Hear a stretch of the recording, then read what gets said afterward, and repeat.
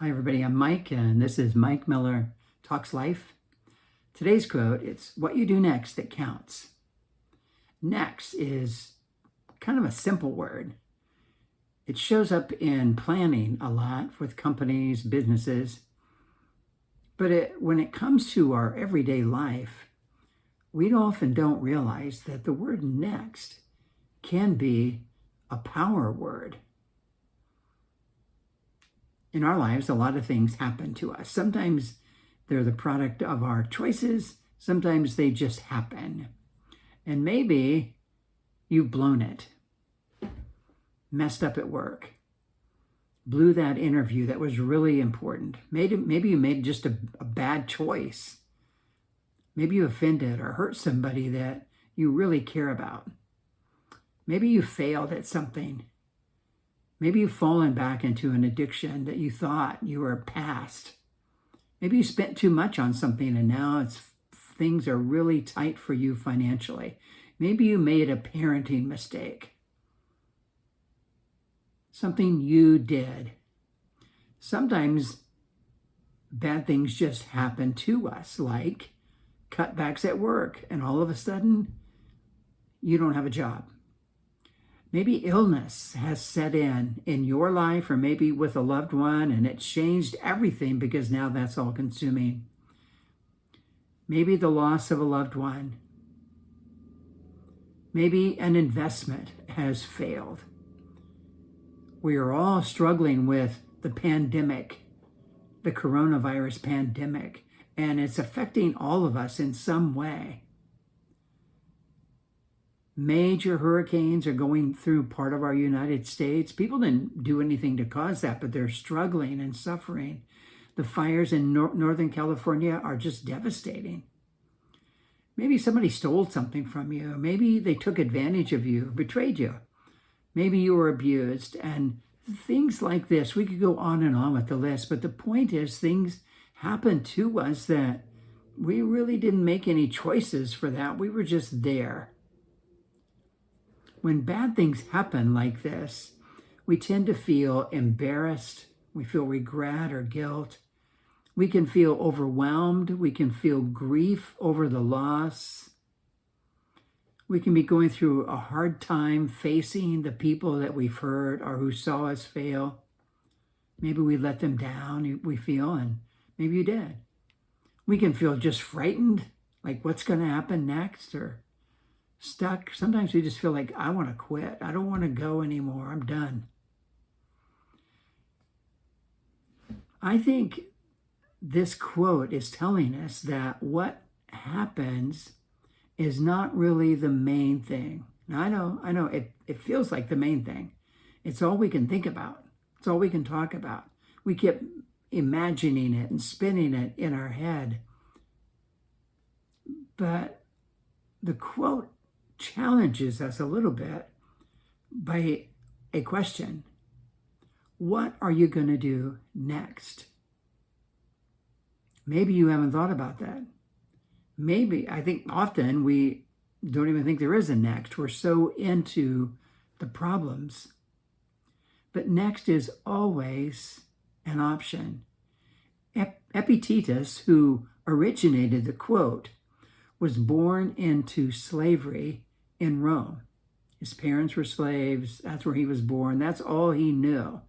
One day when Nero died, he ends up being free.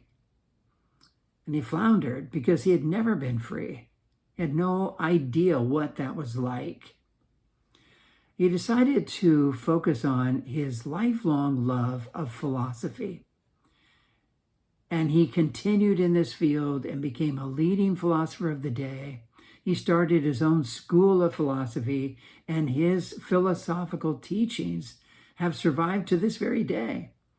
And one of the things he became famous for is that he believed it was not what happens to you, but how you react that really matters. He wasn't playing those things down, but in his own life, born into slavery, no freedom, and yet it completely turned around and he became a leading philosopher in his time. And so he began to look at life differently. and to focus on reactions, not just events. And he posed this question: what will you do next? We get to decide the next, the quality of next. We get to keep going. We don't have to spend the rest of our life on hold because of a choice we made or something that happened to us. We don't have to spend the rest of our life locked up in a penalty box. I mean, I know people who have gone through some really hard times and ended up in prison and yet turned their life around and became very productive, even though behind bars. So, did you do something wrong? Some things to do that clear the air and set you free to move forward would be to own it, to apologize, to seek forgiveness, to repent, which it sounds like an old religious word, and it is, but it's a very positive word. It means to change, to turn your life around and go in a better direction. We need to make restitution if that's necessary. Get back in the program if we've fallen back into a bad habit. These things clear the air, and it gives you a freedom to keep moving forward. Did something happen to you? The things that you need to do involve what can you learn? What can you learn about yourself? What can you learn about life and the situation? How can you restart? Many of us have lost opportunities to do things because of COVID, because of the fires, because of the hurricanes, because of other things happening in our life. But that's just the way it is. You can't do anything about that. You can't go backwards and undo. You have to move forward. And powerful ways to move forward are stop blaming and forgive. If somebody did something to you, forgive them. Don't seek revenge. Start looking at what you can do. Take action. And this means to process this whole thing that happened to you.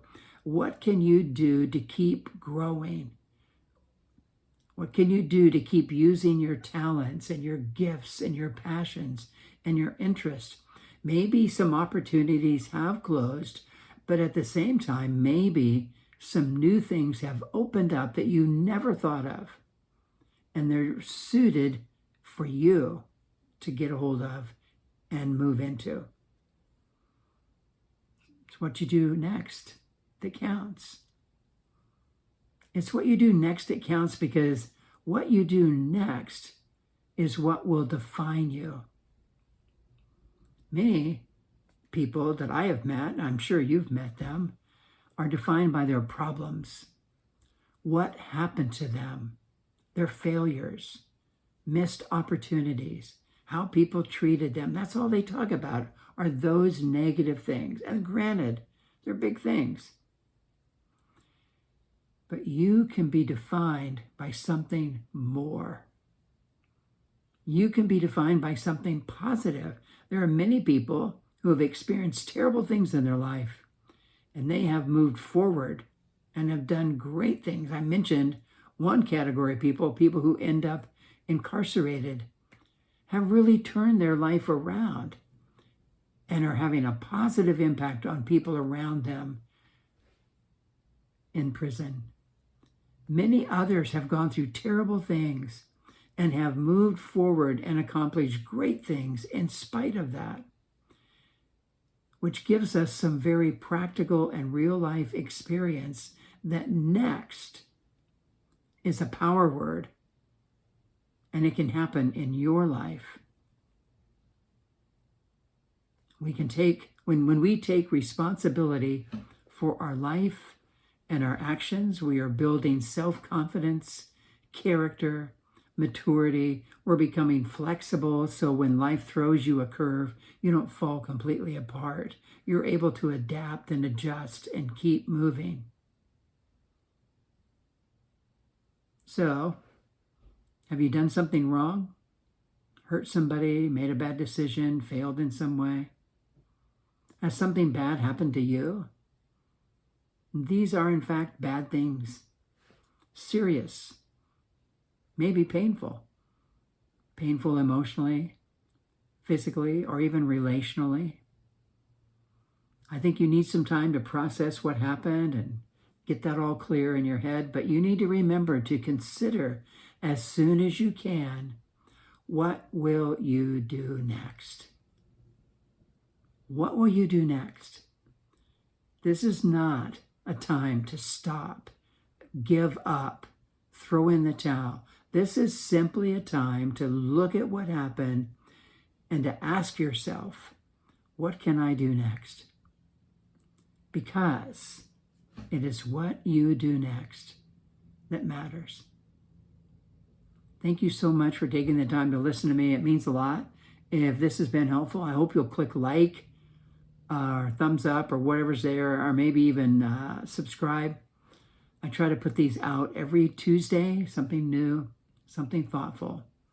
So until next week, I hope you have a great and healthy week.